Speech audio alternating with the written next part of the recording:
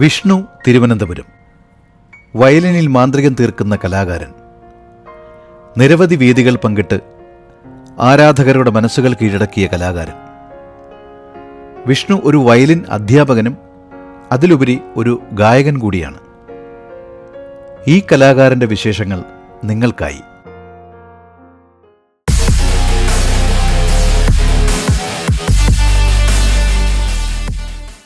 നമസ്കാരം.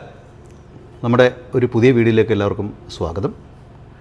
ഞാൻ എപ്പോഴും പറയാറുള്ളത് പോലെ തന്നെ നമ്മുടെ യൂട്യൂബ് ചാനലിൽ നിരവധി കലാകാരന്മാരെ, പ്രത്യേകിച്ച് എൻ്റെ പരിചയത്തിൽ എവിടെയൊക്കെ കലാകാരന്മാരെ കണ്ടു കഴിഞ്ഞാലും ഞാൻ സാധാരണ ഇത്തരത്തിലുള്ള നമ്മുടെ ചാനൽ നമ്മൾ പരിചയപ്പെടുത്താറുണ്ട്. അപ്പം നമ്മുടെ പ്രേക്ഷകരായിട്ടുള്ള ആൾക്കാർക്ക് അത് മനസ്സിലാവും. എൻ്റെ അടുത്ത് നിന്നിരിക്കുന്നതെന്ന് പറയുന്നത് വിഷ്ണുവാണ്. വിഷ്ണുവിൻ്റെ സ്വദേശം തിരുവനന്തപുരമാണ്. അപ്പോൾ ഇതിൻ്റെ പ്രൊഫഷൻ എന്താണെന്നുള്ളത് ഒരുപക്ഷെ തുടർന്നുള്ള അങ്ങോട്ട് കണ്ടിന്യൂ ഉള്ള വീഡിയോ നിങ്ങൾ കാണുമ്പോൾ നിങ്ങൾക്ക് മനസ്സിലാവും. എങ്കിലും നേരിട്ട് നമ്മൾ കാര്യങ്ങളൊക്കെ ചോദിക്കാം. അപ്പം വിഷ്ണു നമസ്കാരം. നമസ്കാരം. സ്വദേശം തിരുവനന്തപുരമാണെന്ന് പറഞ്ഞു. അപ്പോൾ ബാക്കി ഡീറ്റെയിൽ ഒക്കെ ഒന്ന് പറയൂ. തിരുവനന്തപുരത്ത് എവിടെയാണ്? തിരുവനന്തപുരത്ത് ഞാൻ വട്ടിയൂർക്കാവ് എന്ന് പറയുന്ന സ്ഥലത്താണ് ജനിച്ച് വളർന്നതും എല്ലാം. അപ്പോൾ ഞാൻ വർക്ക് ചെയ്യുന്നത് കഴക്കൂട്ടം ടെക്നോ പാർക്കിലാണ്. അവിടുത്തെ ഒരു കമ്പനിയുടെ HR ആണ്. H&R ബ്ലോക്ക് എന്ന് പറയുക കമ്പനിയുടെ HR ആണ്. സോ ഇങ്ങനെ ദുബായിലോട്ട് ഒരു മലയാളി സമാജത്തിന്റെ പരിപാടി സംബന്ധിച്ച് ഇങ്ങനെ വന്നതാണ്. അപ്പോൾ ഈ ഒരു എന്തെങ്കിലും ദുബൈയിൽ എത്തിയ ആ ഒരു ലക്ഷ്യം മാത്രമാണോ? ഫ്യൂച്ചറിൽ എന്തെങ്കിലും ഇവിടെ എന്തെങ്കിലും ഒരു പ്രോഗ്രാം പ്ലാൻ, അതായത് സ്ഥിരമായിട്ട്? Yes, of course. ഇവിടെ എനിക്ക് അത്യാവശ്യം നല്ല എന്താ പറയുക, എൻ്റെ അടുത്ത് പഠിക്കുന്ന ശിഷ്യഗണങ്ങളുണ്ട്. അപ്പോൾ എല്ലാവരെയും കാണാനും എല്ലാവരുമായിട്ട് മീറ്റ് ചെയ്യാനും കൂടെ വന്നതാണ്. ഫ്രണ്ട്സും ഉണ്ട്, പിന്നെ കൊച്ചിലെ മുതലേ പഠിക്കുന്ന ഫ്രണ്ട്സാണ്. അപ്പോൾ അവരെല്ലാവരും മീറ്റ് ചെയ്യാൻ വേണ്ടി ഞാനൊരു കുറച്ച് കാലത്തേക്ക് ദുബായി തന്നെ ഉണ്ട്. അപ്പോൾ എന്തായാലും ഇവിടെയും കൂടെ പ്ലാൻ ചെയ്യുന്നുണ്ടെങ്കിൽ? അതെ.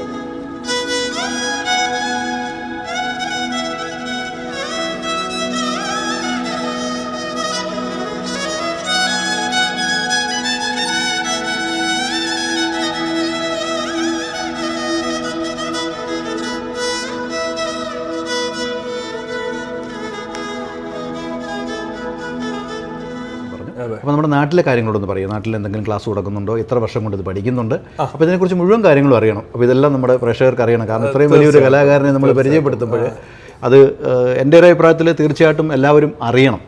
അതെ. അപ്പോൾ ഇത് പറയുമ്പോൾ എനിക്ക് എൻ്റെ ഫാമിലി പറയണം. എൻ്റെ അച്ഛനും അമ്മയും മ്യൂസീഷ്യൻസ് ആണ്. അച്ഛൻ RLV കോളേജിലെ റിട്ടയർഡ് പ്രൊഫസറാണ്. പേര് മധുസൂദനൻ എന്നാണ്. അമ്മ ഭുവനേശ്വരി, ഇന്ത്യൻ ഡാൻസ് ഫോംസിന്റെ എല്ലാ മ്യൂസിക്കും. ചുരുക്കത്തിൽ ഒരു കലാ കുടുംബം. അതെ. ഷുവർ. എനിക്ക് ഇത്രയും പ്രോത്സാഹനം കിട്ടുന്ന അവിടെ നിന്ന് തന്നെയാണ്. അപ്പോൾ അമ്മ ഭരതനാട്യത്തിനും മോഹിനിയാട്ടത്തിനും എല്ലാം പാടുന്ന ആർട്ടിസ്റ്റാണ്. അപ്പോൾ അച്ഛനും അതേപോലെയാണ്. അപ്പോൾ ഇവർ രണ്ടുപേരും എന്നെ ഇങ്ങനെ ആദ്യം ചെറുപ്പകാലത്തിലെ മുതൽ ഇങ്ങനെ വയലിൻ കൂടെ അഭ്യസിച്ച്, അല്ലെങ്കിൽ അവരുടെ കൂടെ ഇരുന്ന് വായിച്ച് ഇച്ചിരി എക്സ്പീരിയൻസ് ആയി. പിന്നെ ഞാൻ കേട്ട് വളർന്നത് ഇളയരാജയും പിന്നെ AR റഹ്മാനും എല്ലാവരും കൂടെ ഉള്ളതുകൊണ്ട് ഞാൻ ഫ്യൂഷനും കൂടെ സൈഡിൽ കൊണ്ടുപോകുന്നുണ്ട്. അപ്പോൾ തുടക്കത്തിൽ ശരിക്കും പറഞ്ഞാൽ വിഷ്ണു കലാകുടുംബമാണെന്ന് പറഞ്ഞു. എങ്കിലും ഈ ഒരു വയലിൻ തിരഞ്ഞെടുക്കാനുള്ള കാരണം എന്തായിരുന്നു? അത് എൻ്റെ അച്ഛനും അമ്മയും തന്നെയാണ്. എനിക്കിന്ന് ഓർമ്മയുണ്ട്, ഒരു ദിവസം എൻ്റെ അടുത്ത് ഇങ്ങനെ ചോദിച്ചു, നിനക്ക് വയലിൻ പഠിക്കണമെങ്കിൽ ഇന്ന സാറിൻ്റെ, ഗണരാജ് എന്ന് പറഞ്ഞ കാസർഗോഡ് ഗണരാജ് സാറിൻ്റെ അടുത്താണ് ഞാൻ തുടങ്ങിയത്. ഇപ്പോൾ പത്മ ടീച്ചറിൻ്റെ അടുത്ത് പഠിക്കുന്നു. വൈക്കം പത്മകൃഷ്ണൻ എന്ന് പറഞ്ഞ ടീച്ചറിൻ്റെ അടുത്താണ് പഠിക്കുന്നത്. സോ ഏത് വേണം എന്നുള്ളത് അവർ തന്നെയാണ് ചോദിച്ചത്. പിന്നെ അമ്മാവൻ മൃദംഗമാണ്, ജയശങ്കർ എന്നാണ് പേര്. അപ്പം അമ്മാവൻ മൃദംഗമാണ്. ഒന്നെങ്കിൽ പെർക്കഷൻ സൈഡ് യൂസ് ചെയ്യാം, പഠിക്കാം, അല്ലാന്നുണ്ടെങ്കിൽ വയലിൻ. അപ്പൊ ഞാൻ പറഞ്ഞു വയലിൻ. പണ്ട് നമുക്ക് ഉള്ളൊരു ചോദ്യമില്ലേ, എഞ്ചിനീയർ ആണോ ഡോക്ടർ ആണോ? എന്റെ ഫാമിലിയിൽ ഇങ്ങനെയായിരുന്നു. അതായത് വയലിൻ വേണം, മൃദംഗം വേണമെന്നായിരുന്നു.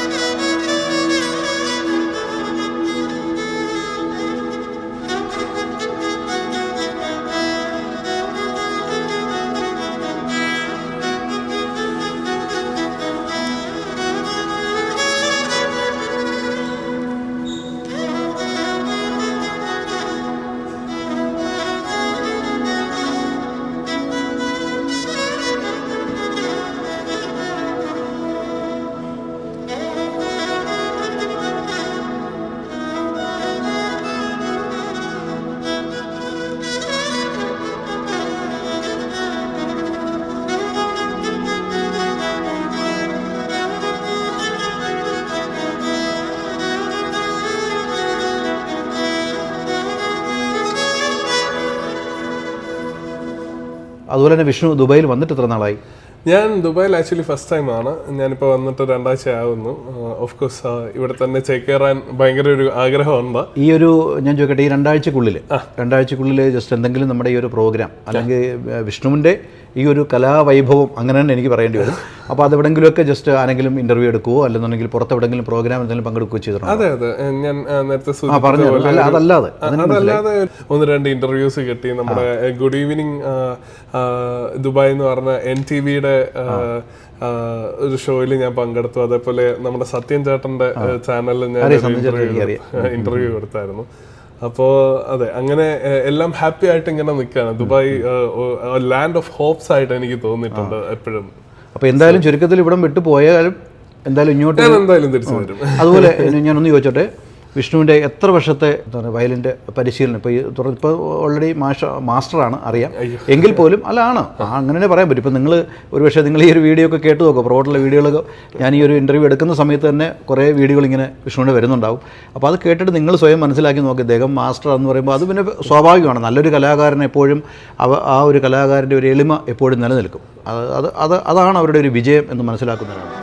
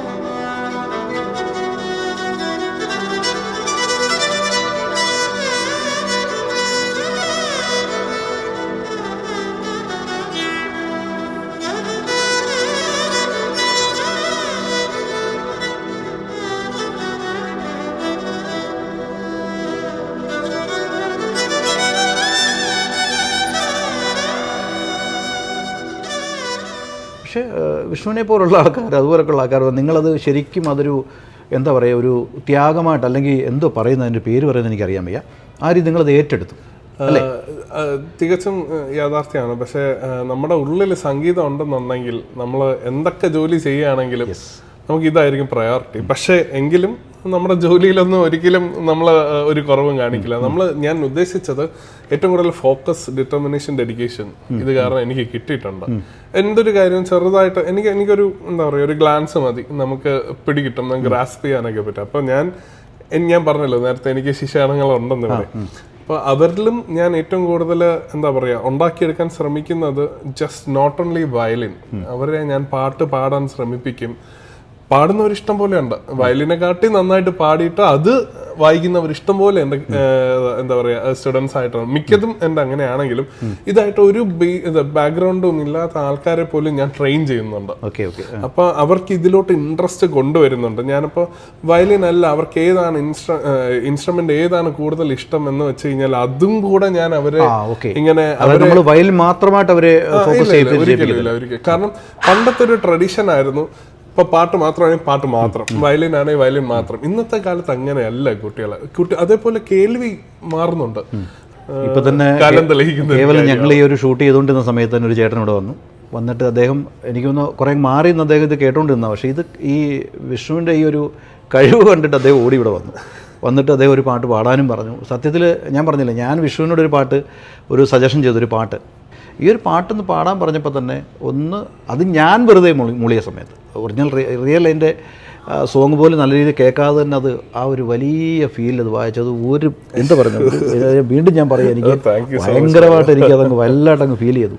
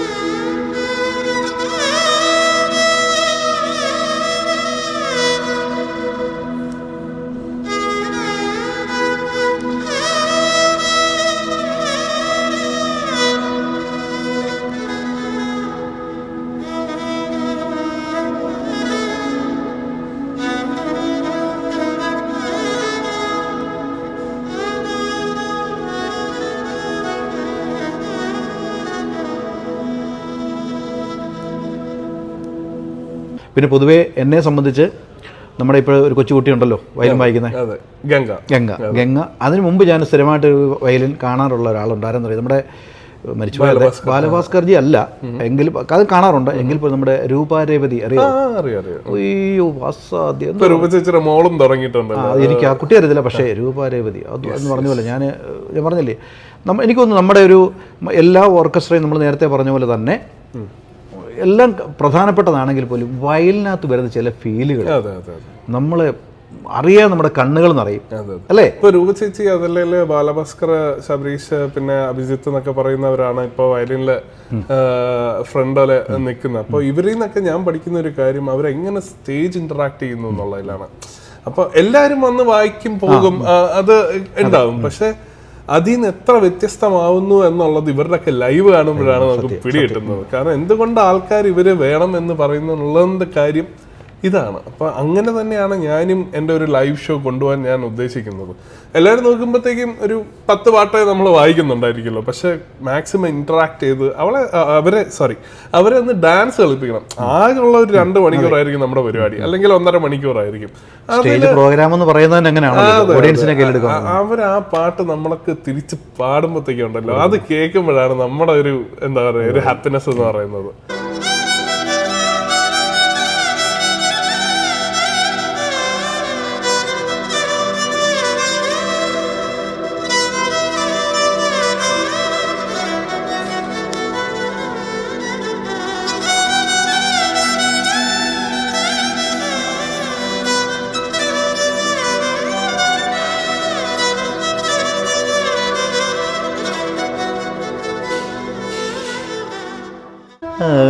അനുരാഗിണി ഇതായ കരളിൽ വിരിഞ്ഞ പൂക്കൾ ഒരു രാഗമാലയായി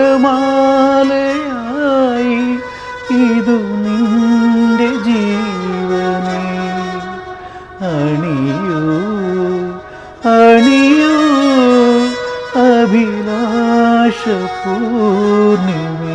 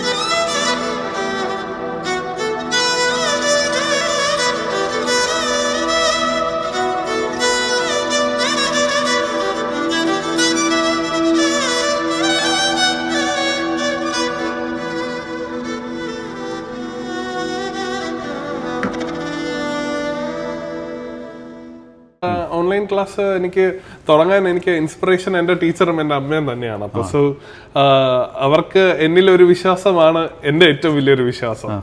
പിന്നെ പിള്ളേരെ ഡീൽ ചെയ്യുന്ന ഒരു വേറൊരു രീതിയാണ്. അപ്പൊ എന്തായാലും അവർക്കതൊരു എൻഗേജ്ഡ് ആയിട്ട് അവർക്കത് എൻജോയബിൾ ആയിട്ട് പഠിക്കാനായിട്ട് എന്നെ ടീച്ചറും അതേപോലെ അമ്മയും പഠിപ്പിച്ചിട്ടുണ്ട്. So I M so confident about it.